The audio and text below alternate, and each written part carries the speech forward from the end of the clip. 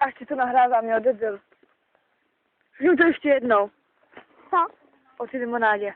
No, protože my máme u babičky jednu sladkou limonádu, pomerančovou a citronovou, tak potom se hodně prdí a krká.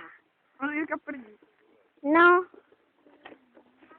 No ještě něco povídej. a tak možná jsem mu viděl i na zadku tetování slona. Fakt. Jo. Já si to jenom vymýšlím, abych začal to kruzo právě. Jaký kruzo?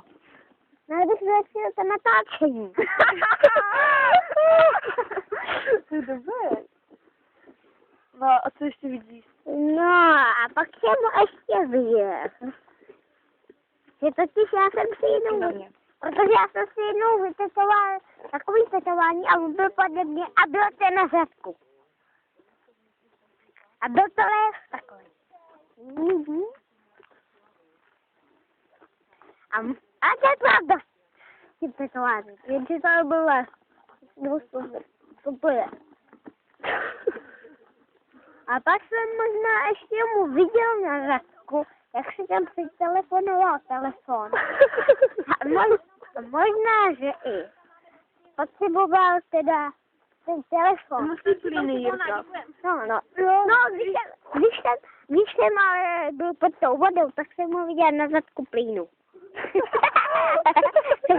Plínky. A viděl jsi někdy Jirku na záchodě, jak je? No, viděl. Hodněkrát. No, jednou. Smrdí. No, hodně moc smrděl, protože jak on vyšel ze záchodu, tak já jsem tam vyšel. A pak, jak jsem si sedl, ta stoup. Úplně se nechtěl zvracet. Bohužel, Jo.